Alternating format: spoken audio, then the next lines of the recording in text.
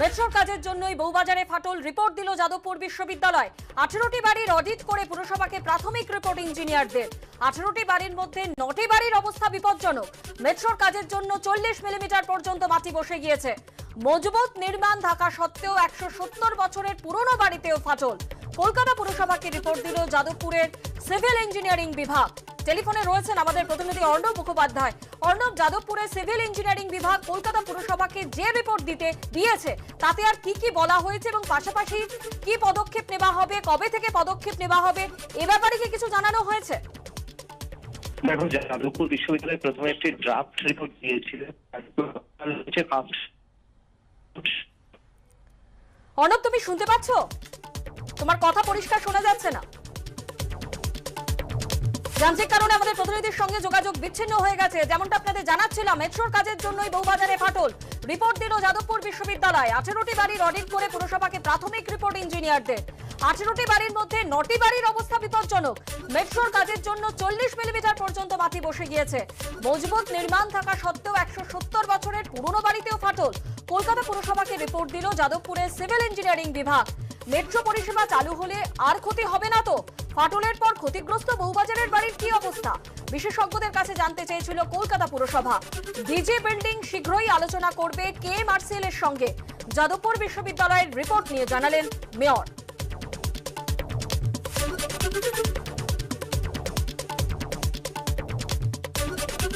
এটা আমি বলবো না, এটা বিল্ডিং ডিপার্টমেন্টকে দেওয়া হয়েছে। বিল্ডিং ডিপার্টমেন্ট এই ডিটেলস রিপোর্টের থেকে গিয়ে আমরা আবার এমআরসিএলকে ডাকবো, ডেকে ওদের কেএমআরসিএলকে ডাকবো। কেএমআরসিএল এর কাছে ডিটেলসটা নিয়ে এই বিল্ডিংগুলো যথাযথ এক্সপার্টদের সাজেশনটা নিয়ে তারা যাতে ব্যবস্থা নেয় সেটা দেখব। কনস্ট্রাকশন ইঞ্জিনিয়ারিং এর অধ্যাপক পার্থপ্রতিম বিশ্বাস এই বিষয়ে কি বলেছেন শোনাবো। বাড়ি পুরো ভাঙতে হবে না, পার্টলি ভাঙতে হবে, বা বাড়ি রিপেয়ার করলে বাড়ি টিকে থাকতে পারবে কিনা, এই পুরোটাই নির্ভর করে যে এই মুহূর্তে বাড়িতে যে ধরনের ক্ষয়ক্ষতি হয়েছে সেটার উপরে ফলে এই কি বলবো ব্যাকগ্রাউন্ডের উপর দাঁড়িয়ে বিশেষজ্ঞরা যে ধরনের রিপোর্ট তৈরি করছেন সেটা সম্পর্কে হচ্ছে যে অনেক বেশি যত্নবান হওয়া উচিত। কারণ এটা আমরা বহুবারই বলেছি, এটা আলোচনায় এসেছে যে এই ধরনের ক্ষেত্রে, বিশেষত এই ধরনের এক্সকাভেশনের ক্ষেত্রে, ডিপ এক্সকাভেশন যেখানে হয় সেখানে অ্যাডজয়নিং এরিয়া যে ধরনের গ্রাউন্ড সেটেলমেন্ট গুলো হয়, এটা ইনফ্যাক্ট তাই হয়েছে। ফলে এটা কোনোটাই খুব বিস্ময়ের নয়।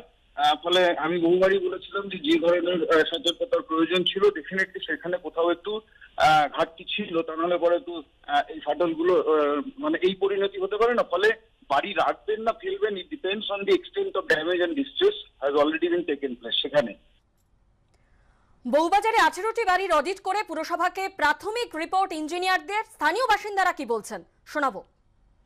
এখন তো যতক্ষণ না আমাকে ওরা সুস্থভাবে কিছু আমাকে ব্যবস্থা করছে ততক্ষণ পর্যন্ত আমি এই বাড়ি থেকে বেরোবো না, সেটা আমি ওদেরকে জানিয়েও দিয়েছি। কারণ আমাকে থাকার এবং ভবিষ্যৎ থাকার দুটোর ব্যবস্থা সম্পূর্ণ না করলে পরে, নিশ্চিত না করলে আমি ওই বাড়ি থেকে বেরোচ্ছি না। 10 বিট ঘরের ভেতরে তো ফেটে ছিল, এগুলো রিপেয়ারিং করা হয়েছে, কিন্তু বারান্দাটা পুরো ঝুলন্ত অবস্থায় আছে। ওখানে যাওয়াটাই এমনি বিপজ্জনক, মানে কোনো রকম নেই, ওখানে যাওয়ার মতো পরিস্থিতি নেই। আমি তো দুবার গেলাম, ঢুকলাম, কিছু মাল ছিল ওগুলো বের করার জন্য গেছিলাম, মাল নিয়ে আসলাম, ওই প্রয়োজনীয় কিছু জিনিস আর যে এখনও খাতাপত্র খাট ফাট সবই রয়েছে ওখানে। এত বড় একটা ডিজাস্টার হলো, এরপর যেটুকু আছে মডারেট যদি হয় ভালোই হবে 1 নম্বর। আর ড্রিম প্রজেক্ট এটা তো আর বন্ধ হবে না। এর মধ্যে যদি 8-10টা বাড়ি ভেঙেও যায় কিছু করার নেই। মেট্রোর কাজের জন্যই বউবাজারে ফাটল, রিপোর্ট দিল যাদবপুর বিশ্ববিদ্যালয়। 18টি বাড়ির অডিট করে পুরসভাকে প্রাথমিক রিপোর্ট ইঞ্জিনিয়ারদের। 18টি বাড়ির মধ্যে 9টি বাড়ির অবস্থা বিপজ্জনক। মেট্রোর কাজের জন্য 40 মিলিমিটার পর্যন্ত মাটি বসে গিয়েছে। মজবুত নির্মাণ থাকা সত্ত্বেও 170 বছরের পুরনো বাড়িতেও ফাটল। কলকাতা পুরসভাকে রিপোর্ট দিল যাদবপুরের সিভিল ইঞ্জিনিয়ারিং বিভাগ। মেট্রো পরিষেবা চালু হলে আর ক্ষতি হবে না তো? ফাটলের পর ক্ষতিগ্রস্ত বউবাজারের বাড়ির কি অবস্থা? বিশেষজ্ঞদের কাছে জানতে চেয়েছিল কলকাতা পুরসভা। ডিজি বিল্ডিং শীঘ্রই আলোচনা করবে কেএমআরসিএল এর সঙ্গে। যাদবপুর বিশ্ববিদ্যালয়ের রিপোর্ট নিয়ে জানালেন মেয়র।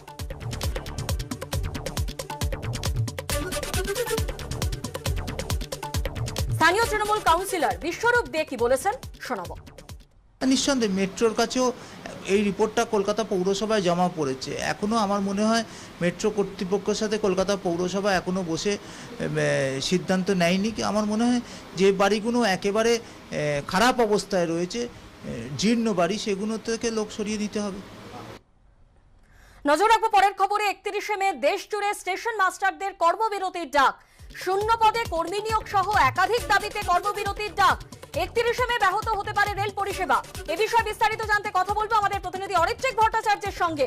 অরিত্রিক, আর কি খবর রয়েছে তোমার কাছে? স্টেশন মাস্টারদের যে সংগঠন রয়েছে সেটা বারে বারে বিভিন্ন ধাপে তারা তাদের যে বিদ্রোহের ছিল তারা জানিয়েছে। এবং এর আগে আমরা দেখেছি নভেম্বর মাসে তারা প্রায় 7 দিনের মতন কালো ব্যাচ করে ডিউটি করেছিলেন। মূল দাবি শূন্য পদে নিয়োগ করতে হবে। তাদের যে দাবি হচ্ছে 563টি স্টেশনে এই মুহূর্তে 2800 জন স্টেশন মাস্টারের প্রয়োজন রয়েছে। শুধু পূর্ব রেলেই স্টেশন মাস্টার পদে 600-র মতন শূন্য হয়েছে। সেই জায়গাটা দাঁড়িয়ে তারা জানাচ্ছেন যে অধিকাংশ স্টেশন মাস্টার। তুমি আমাদের সঙ্গে থাকো। আপনাদের যেমনটা জানাচ্ছিলাম, 31শে মে দেশ জুড়ে স্টেশন মাস্টারদের কর্মবিরতির ডাক। শূন্য পদে কর্মী নিয়োগ সহ একাধিক দাবিতে কর্মবিরতির ডাক। 31শে মে ব্যাহত হতে পারে রেল পরিষেবা।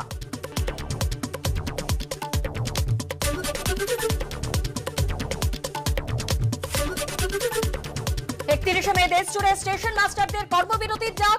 শূন্য পদে কর্মী নিয়োগ সহ একাধিক দাবিতে এই কর্মবিরতির ডাক দেওয়া হয়েছে। 31শে মে ব্যাহত হতে পারে রেল পরিষেবা।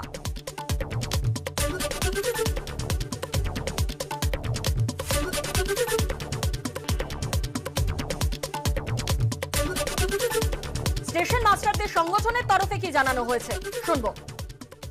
31শে মে আমাদের একটা বিভিন্ন দাবি দেওয়া নিয়ে আমরা একটা স্ট্রাইক নোটিশ করেছি। আমাদের দাবি দেওয়াগুলো হচ্ছে সমস্ত ভ্যাকান্সি ফিল আপ, আমাদের যে নাইট অ্যালাউন্সের যে সিলিং রেলে বোর্ড বেঁধে দিয়েছে সেটাকে, সেই সিলিংটাকে অ্যাবলিশ করা। থার্ড হচ্ছে আমাদের এমএসপি আমাদের 16/2/2018 থেকে আমাদের দিচ্ছে, সেটা আমরা 1/1/2016 থেকে দাবি করছি। আমাদের স্টেশন মাস্টাররা যে চাকরি করি তাদের একটা স্ট্রেস পড়ে, সেই স্ট্রেস অ্যালাউন্সের আমরা দাবি করেছি। আমরা আশা করব রেলে বোর্ড শীঘ্রই আমাদের এই দাবিগুলো মেনে নেবেন। দাবিগুলো মেনে নিলে আমাদের আর স্ট্রাইকের কোনো প্রশ্ন ওঠে না। পূর্ব রেলের মুখ্য জনসংযোগ আধিকারিক এ বিষয়ে কি বলেছেন, আসুন শুনে নিই। আমরা খুব দ্রুতই শূন্য পদে নিয়োগের ব্যাপারটা অগ্রাধিকার দিচ্ছি এবং আশা করছি যে এই ব্যাপারটা আলাপ আলোচনার মাধ্যমে মিটবে। নজর রাখবো পরের খবরে। জিটিএ ভোটের দিনক্ষণ ঘোষণা। ভোট হবে আগামী 26শে জুন। ভোট গণনা হবে 29শে জুন। 27শে মে হবে বিজ্ঞপ্তি জারি। সর্বদল বৈঠকের পর ঘোষণা জলপাইগুড়ির ডিভিশনাল কমিশনারের। জিটিএ ভোটের দিনক্ষণ ঘোষণা। ভোট হবে আগামী 26শে জুন। ভোট গণনা হবে 29শে জুন।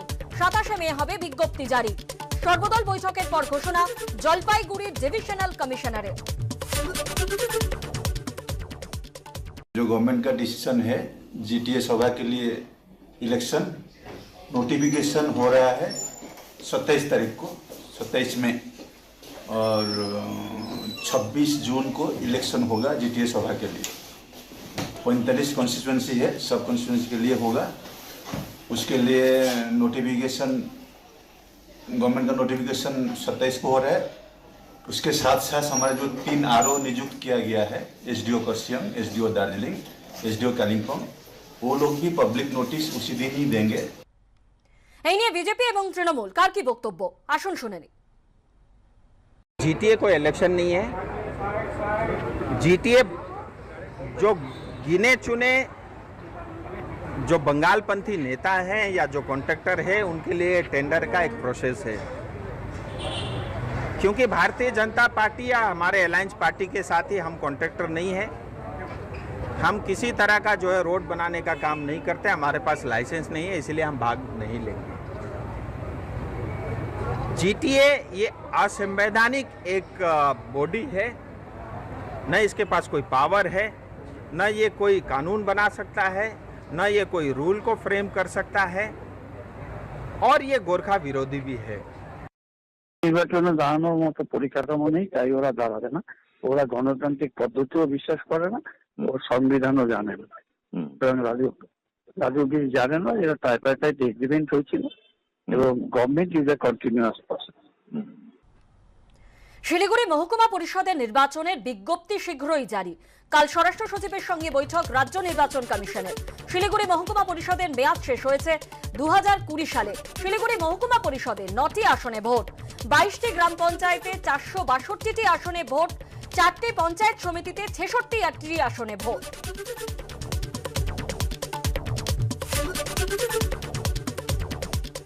হাইকোর্টের নির্দেশের পরে পরেশ কন্যার বেতন বন্ধ। স্কুলের পরিচালন সমিতির বৈঠকে অঙ্কিতার বেতন বন্ধের সিদ্ধান্ত। এসএসসি দুর্নীতি মামলায় অঙ্কিতাকে বরখাস্ত, বেতন বন্ধের নির্দেশ।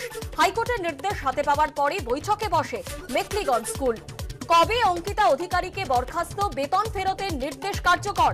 এখনো বরখাস্ত, বেতন ফেরত সংক্রান্ত নির্দেশ না পাওয়ার দাবি স্কুল কর্তৃপক্ষের।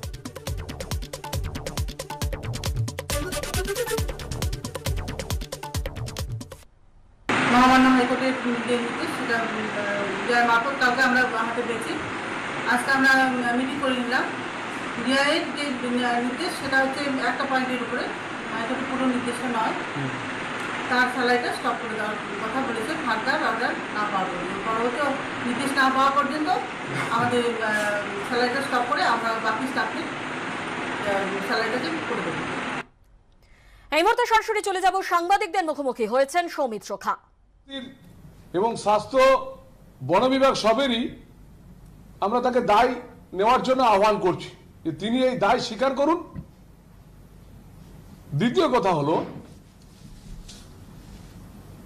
এর আগেও যখন মুকুল রায় বা সুজাতা বা আরো অনেকে যোগদান করেছিল, তখন আমাকে অনেক সময় আঙুল তুলে দেওয়া হয়েছিল। আমি তো আগেই বলেছি, চতুর শিয়াল ভাইপো বন্দ্যোপাধ্যায় তিনি হচ্ছেন বাংলার চতুর ও শিয়ালও। চতুর শিয়াল ভাইপো বন্দ্যোপাধ্যায় যেদিন তৃণমূল কংগ্রেস থেকে রিজাইন করবে, আমি সেদিন তৃণমূল কংগ্রেস নিয়ে ভাববো। আগে উনি রিজাইন দেন তৃণমূল কংগ্রেস থেকে, কারণ একটা সবেরই নায়ক এই চতুর শিয়াল হরিদাস ভাইপো। তাই এখানে এই যে অর্জুন দার সঙ্গে আমার ব্যক্তিগত সম্পর্ক নিঃসন্দেহে ভালো ছিল, কিন্তু ব্যক্তিগত সম্পর্ক আর রাজনৈতিক মতবাদ বা রাজনৈতিক মত দুটোই আলাদা। চতুর শিয়ালের হাত ধরে কখনো পাঁঠা বলির মতো আমি বলি হব না, কারণ আমি চতুর শিয়ালের পতন দেখতে চাই। এরপর আপনাদের যদি কিছু বলার থাকে বলুন। বলছি, আজকে আপনি হেস্টিংসে সুকান্তদা এবং শুভেন্দুর সঙ্গে বৈঠক বলবেন? দেখুন, এটা পুরোপুরি সাংগঠনিক আলোচনা, এটা পুরোপুরি সাংগঠনিক আলোচনা। সুকান্তদা এবং শুভেন্দুদার সঙ্গে বসে অনেকগুলো নিয়ে আলোচনা হলো। যে আলোচনাগুলোর মধ্যে ধরুন, সুকান্তদা রাঢ় বাংলা নিয়ে কেন বলেছেন এ নিয়েও আলোচনা হলো। আলোচনা হলো যে যুব বা শ্রমিক শুভেন্দুদার সাথে তার লড়াইয়ের সাথে কিভাবে থেকে বাংলাকে আমরা সোনার বাংলা তৈরি করতে পারি, তার জন্য যে আন্দোলন করতে পারি, সেই নিয়ে আমাদের দীর্ঘদিন আলোচনা চলছে এবং আমাদের কিছু নির্দেশ দিয়েছে যা আমি আপনাদের কাছে বলতে পারছি না। না, আমি সেটা বলছি না। এটা দল যখন যা ঘোষণা করবেন তখন সেটা হবে। ব্যারাকপুর এলাকার বিভিন্ন পাট কলেজ শ্রমিকদের সঙ্গে আপনাকে যোগাযোগ রাখার বিষয়ে কোনো নির্দেশ দেওয়া হয়েছে? দেখুন, আপনাকে একটা কথা বলি, আমরা একটা আলোচনা চলছে আমাদের আমাদের বিধায়ক এবং সাংসদ এনারা দেখতেন। সে আলোচনার মধ্যে পার্টিতে এখন 4-5 দিন আলোচনার পর তারপর সুকান্তদা এবং শুভেন্দুদা যে দায়িত্ব যাকে দেবেন সে হবে। শহরে পৌঁছানোর পর আজ অনুশীলনে নামলেন বিরাট কোহলি। এদিন দুপুর 3:15 নাগাদ আরসিবির টিম বাস ঢোকে সল্টলেকের যাদবপুর ক্যাম্পাসে। বাসের সামনে সিটে কানে হেডফোন, হাতে মোবাইলে ডুবেছিলেন বিরাট। তারপর পুরোদমে নেমে পড়েন প্র্যাকটিসে।